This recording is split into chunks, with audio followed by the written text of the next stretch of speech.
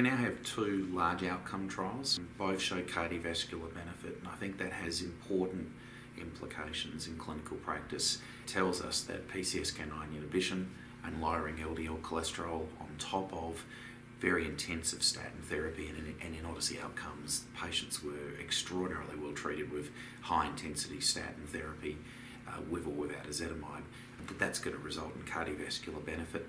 Importantly, ODYSSEY Outcomes shows us that we see much greater benefit in those patients who had a higher LDL cholesterol at baseline coming in. That very much reinforces what we've seen from not only sub-analyses of FOURIER, but also actually the SPIRE program, where we saw, in fact, in the SPIRE 2 study, those patients who actually had quite a high LDL cholesterol, greater than 100 milligrams per decilitre at baseline coming in, actually appear to derive some degree of clinical benefit with bocakizumab, although that program has now been stopped. So I think it completely reinforces that the high-risk patient, particularly that patient whose LDL cholesterol is still unacceptably high, despite the use of pretty intensive statin therapy, they are going to be the first patient that you would consider for use of these agents. And I suspect that now we have two large outcome trials, there'll be a greater level of impetus for more prescription of these agents.